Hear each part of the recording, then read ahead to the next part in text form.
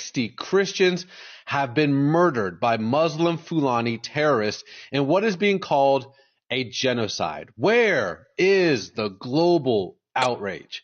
Well, Dumasani Washington, an expert on Christian persecution in Africa, joins us now.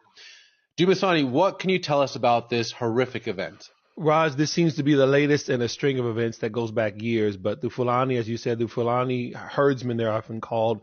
They are a kind of a nomadic tribe. They are a herding tribe, predominantly Muslim, not all, but predominantly Muslim. And even as the article points out, it does a really good job in the Christian Post there. The vast majority of them not radicalized, but many of them unfortunately are. And there have been these waves of attack for years. And the attacks have been along the lines of taking land. They're targeting predominantly Christian Nigerians. So they're slaughtering those people. They are doing all kinds of horrible, unspeakable things and then taking that land. And often it is dismissed within the Western media as land disputes, of course, those types of things. But it's really a religious war at its root. Well, you sent me something that I want to read. Quote, what happened to the Israelis on October 7th, 2023 is happening every week in Africa. Can you explain that? Well, it's amazing because that quote, and in the long, that quote has been coming both from Africans and Israelis who are aware of their situations, right? So whether it's the Fulani in Nigeria, including the Boko Haram, some of you may remember Boko Haram Bring Back Our Girls, something like 11 years ago when they had abducted nearly 300 girls, Christian girls. That Boko Haram is, again, a jihadist terrorist organization. What we see is that what happened on October the 7th when Hamas invaded Israel, killing some 1,300 or abducting 1,300 Israelis. That happens again every week, whether it's in Nigeria, places like Sudan, places like Algeria. Christians are under persecution today, Raj, like never before since the 2,000-year history of the church. And ground zero for many people is Nigeria. Okay, so obviously I've known you for a while, Dumasani, and this is something that I personally, I can vouch for. You've been speaking on this a lot, all the time, for more than a decade. But the question is, Dumasani, why does no one care?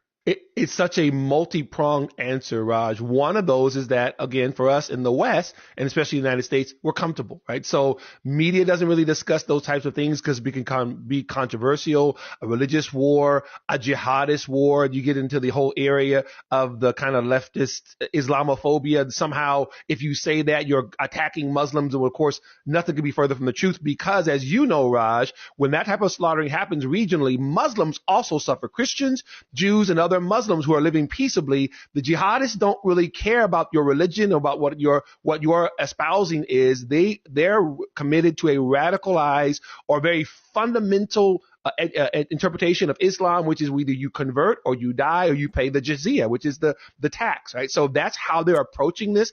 So because that whole topic can be somewhat uncomfortable for many Westerners, we generally leave it alone. And let me say this, even as a Christian pastor, even as you know, Raj, the Christian church often doesn't deal with it. Thank God for the Christian organizations and churches that do, but often because it can be controversial and it doesn't feel, I hate to be kind of warm and fuzzy, let's all kind of come together, they back up on it because you have to really deal with ugly things like mass rape and torture and genocide, and those things are really ugly, and most people, they don't really want to touch it. Unfortunately, our silence is actually fueling more of the genocide that's happening.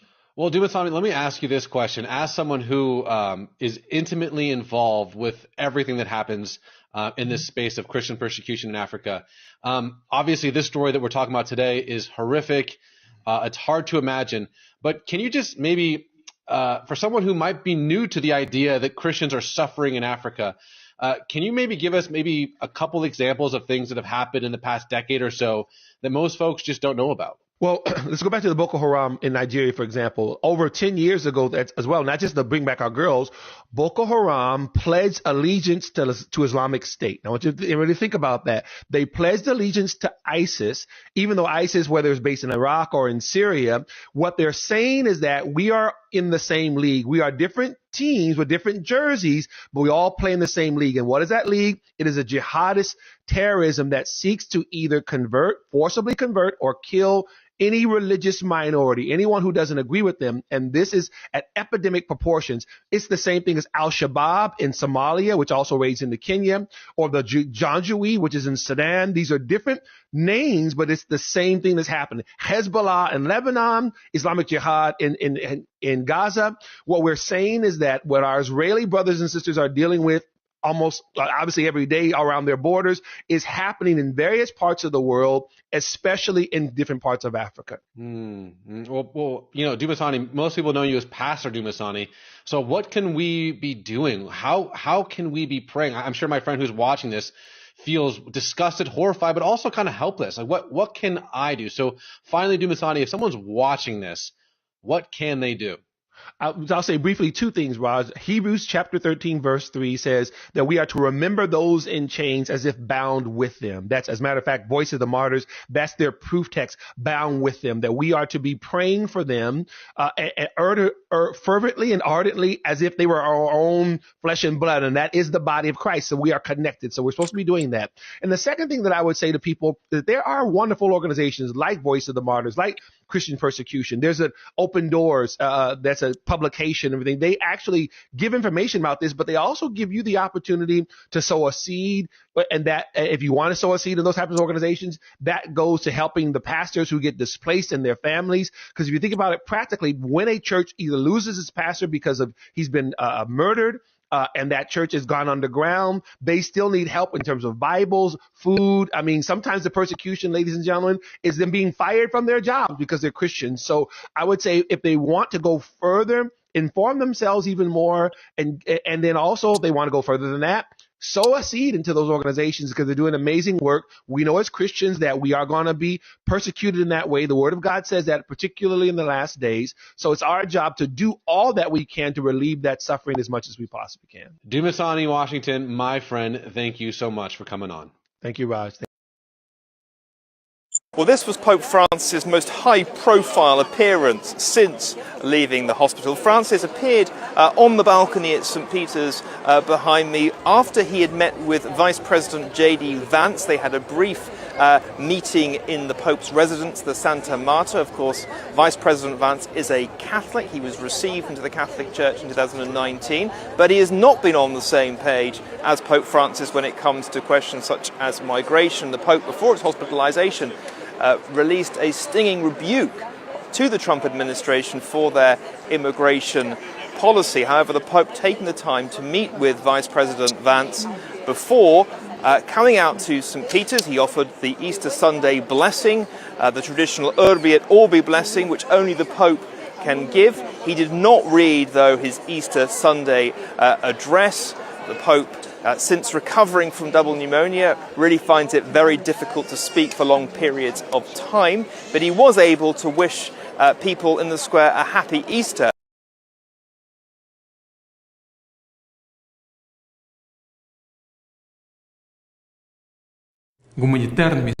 Guided by humanitarian considerations, the Russian side is declaring an Easter ceasefire from 6 p.m. today to midnight from Sunday to Monday. I order that all hostilities be halted for this period. We assume that the Ukrainian side will follow our example. This Russian ceasefire comes as a frustrated President Trump threatened to walk away from his attempts to forge a peace deal in the Ukraine war. The Kremlin timing perhaps intended to ease criticism of its own foot-dragging. But the ceasefire, which the Kremlin leader Vladimir Putin says he expects Ukraine to follow, is for less than 2 days, far off the 30 days President Trump demanded, and to which Ukraine has agreed. One immediate issue is whether it will even hold. Ukraine and Russia accuse each other of violating a recent agreement to avoid targeting energy infrastructure. And already the Ukrainian leader, Zelenskyy, has called the latest announcement yet another attempt by Putin to play with human lives. But there's a much bigger question too, whether this offer of a short ceasefire can be extended, perhaps even mark the beginning of the end of the Ukraine war.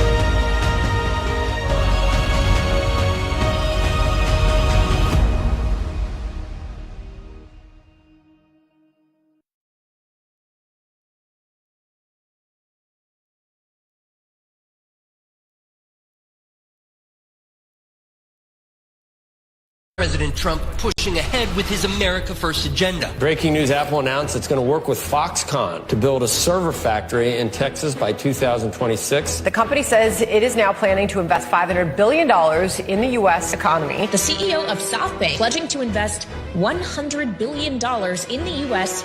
over the next 4 years. This is President Trump delivering on the promise he made to the American people on the campaign trail. The idea is come to America, build greatness in America, build for the American customers. Project Stargate. It's a joint venture between SoftBank, Oracle, and OpenAI, and they're going to create a data center that will eventually be expanded to other states. It shows people are listening to Mr. Trump's pitch to bring new industry to America. This is the latest pledge from a foreign business leader promising to spend big in the U.S. as a result of Trump's election victory. Founder of the property development company DeMac Properties is pledging the money. President Trump announcing $100 billion investment from Taiwan Semiconductor, bringing the company's total American investments to $165 billion. The most powerful AI chips in the world will be made right here in America. Things happen so quickly in the Trump world, right? It's 100 days. Right. It feels like it's 100 months. This is leadership. This is taking control of the problem for military, for everything, for industrial, for our economy. Even if it causes short-term pain, the reality is it is the right decision.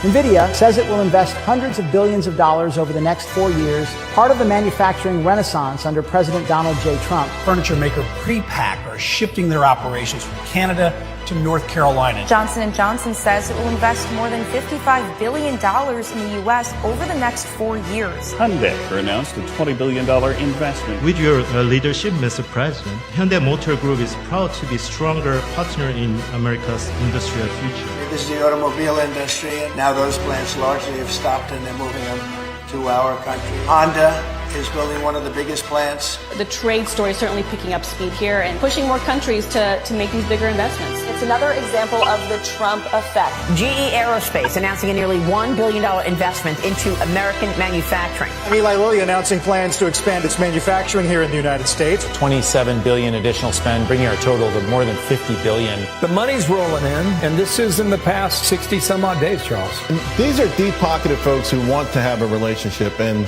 it's just smart moves. We are CMA CGM, one of the leaders in shipping and logistics around the world. Today, we are investing $20 billion. Foreign leaders from around the world, investors from Silicon Valley to Wall Street to Main Street have confidence again in our economy and our markets and in President Trump. The Trump effect this morning, a string of massive wins for American manufacturing. The numbers speak for themselves. Wisconsin-based Clarios is putting up $6 billion to expand its American operation. And what's driving these decisions? Well, President Trump's aggressive Made in America policies and his commitment to bringing industry back to American soil. This is exactly what Trump promised. America First is back.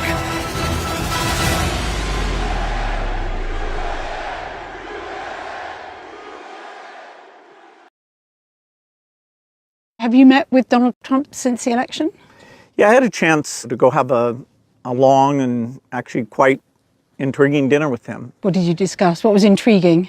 Well, we touched on a lot of things. It was over 3 hours. To my surprise, it was, just he and I, his chief of staff, Susie Wiles, and the person who helps manage things for me, Larry Cohen. So the four of us sat there, and it was quite wide-ranging. Global health's the area that I work in, and such amazing things have happened and can happen there. I spoke a lot about HIV and that the foundation's literally working on a cure for that. We're at an early stage, and so he, in the COVID days, accelerated the vaccine innovation. So I, was asking him if maybe the same kind of thing could be done here, and we both got, I think, pretty excited about that. We talked about polio, where we're very close to getting that done, but if you stop, it'll spread back. And so I explained why it's been tough in Pakistan, Afghanistan. We've had cases show up in Gaza. We have cases in Africa. And he was fascinated to hear what he could do to maximize the chance that during the next 4 years, that incredible milestone will be achieved. I felt like he was energized and, looking forward to helping to drive innovation. I was frankly impressed with how well he showed a lot of interest in the issues I brought up.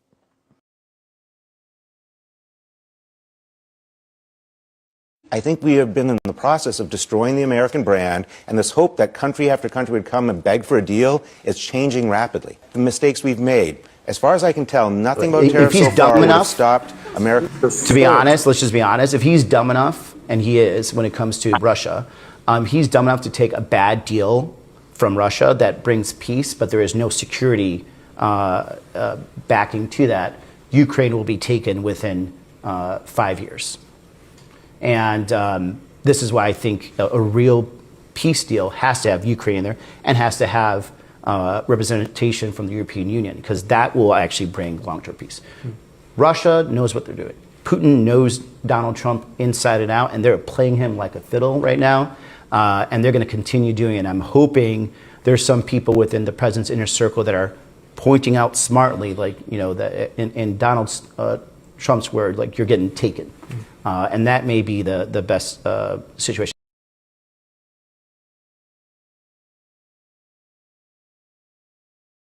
If he's dumb enough, to be honest, let's just be honest, if he's dumb enough, and he is when it comes to Russia, he's dumb enough to take a bad deal from Russia that brings peace, but there is no security. The prospects for a safe and prosperous future are greatly diminished. Let me explain why I say that. First, on the economy. If Donald Trump's plans were ever implemented, the country would sink into prolonged recession. A few examples. His proposed 35% tariff-like penalties would instigate a trade war, and that would raise prices for consumers, kill our export jobs, and lead entrepreneurs and businesses of all stripes to flee America. His tax plan, in combination with his refusal to reform entitlements and to honestly address spending, would balloon the deficit and the national debt.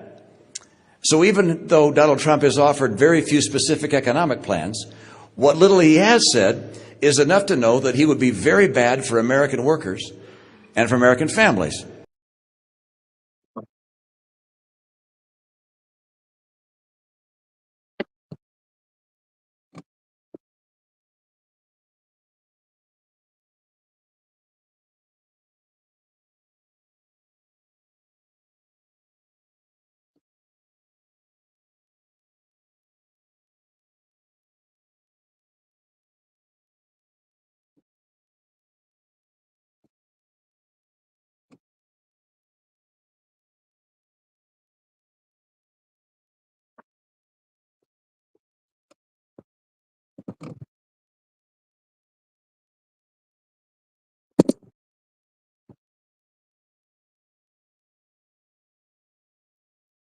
President Trump has dubbed today Liberation Day.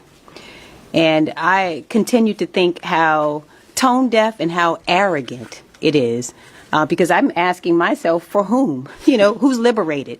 And I think that Elon Musk. Yeah, I think the reality of it is that middle class and hardworking families like the one I grew up in, I regard myself in so many ways as having grown up in a blue-collar family. A father who was a car salesman, a mother who's a receptionist, and the fact of the matter is the people who are being liberated are the billionaires. None of his policies, including these tariffs, anticipate any relief for hardworking and middle-class families. And so those who will be liberated are not us. And furthermore, he went on to say very arrogantly, there's going to be a little pain, some minor pain and disruption, but the people that I represent don't regard increasing cost of groceries, increasing cost of owning a home, increasing cost of owning an automobile as a minor disruption. But it is a minor disruption to billionaires who can certainly not only afford the increasing cost of goods, but who will also enjoy a tax cut on the back end of this. We know that the taxes that we're looking at, the tax cuts will net, we believe, Elon Musk about $50 million in tax cuts over a 10-year period. So the cynical nature of these tariffs is really, really very disturbing. I think we have been in the process of destroying the American brand, and this hope that country after country would come and beg for a deal is changing rapidly. The mistakes we've made. As far as I can tell, nothing about tariffs so far would have stopped American farmers from selling their produce just like they did last year. Yet we're now talking about bailouts for farmers. Why? Because a lot of the input, nitrogen, fertilizer, potash, comes from Canada, and we slap 25% tariffs. So I think the rest of the world's watching mistake after mistake be made. Consumer confidence is exactly where it was when President Biden left. And so there's a lot of room for us to go down, and we would go down on bad growth news, bad inflation news. The economy is still in good shape. We are closer to the edge. The risks have grown. There's no question about it. And there's no obvious large, big imbalances outside the U.S. government, I would say. And so it's all very possible. But yes, we are getting close to the edge, and the risks have gone up a lot. There is no freedom of expression in Europe. That used to be a dream of ours. But when you have people being imprisoned for not supporting genocide in Berlin, in Britain, then we no longer have the right to talk about freedom of expression. It is a freedom that we must fight for as if it never existed. Well, look, if this was 1938, we would all have one duty: to go out in defense of Jews, defending them from the Nazis. Today, we have one duty: to defend the Palestinians from the Israeli apartheid state and the genocide. Whether we are in Berlin, or we are in Ankara, or we are in Athens, or we are in London, we have a duty to protest that genocide. It's really very simple.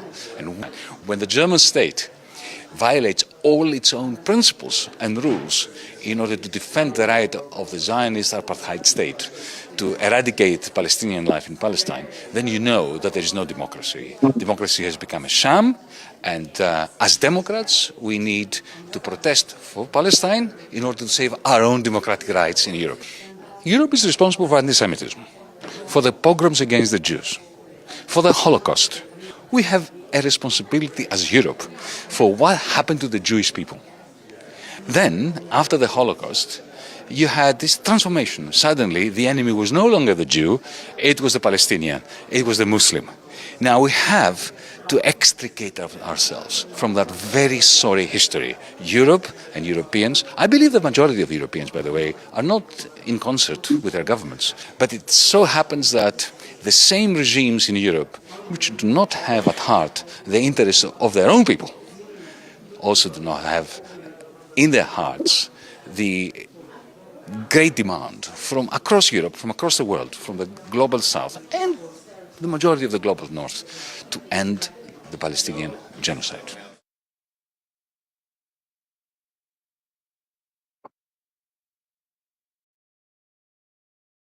A rational immigration policy eventually passed. I think there's going to have to be some time. What's interesting about our country, if you study history, is that there are some isms that occasionally pop up. One is isolationism, and its evil twin protectionism, and its evil triplet nativism. So if you study the 20s, for example, there was an American first policy that said, who cares what happens in Europe? Well, what happened in Europe mattered eventually because of World War II. There was Smoot-Hawley, which was a part of an economic policy, which basically said we don't want trade. In other words, let's throw up barriers. And there was an immigration policy that I think during this period argued we had too many Jews and too many Italians, therefore we should have no immigrants. And my point to you is we've been through this kind of period of isolationism, protectionism, nativism. I'm a little concerned that we may be going through the same period. I hope that these isms pass, which would then allow for a more orderly look at immigration, a rational immigration. The challenge of democracy today is efficacy. It's that people think our political systems are so slow to adapt. They know we're going through this revolutionary period of change, and we're so slow to adapt that we just can't do it. That's why you get this longing for strongman, what was it? Government, right? And the longing arises out of the fact that people say, I just want someone who's going to go in there and move things. And this is why the challenge for conventional politics today, and I regard myself in the way as a conventional politician in one sense, in the sense that I think, you know, there are guardrails, there are principles that are important. You know, you do have to have a framework within which people operate. If we don't deal with the grievances people have, then someone's going to come along and exploit those grievances and say the only way you're going to fix this system is to blow it up. And that's what we're faced with today. And that's why it's really important to understand we're in a new era of politics. And if conventional politics wants to survive, it's got to be much, much more radical.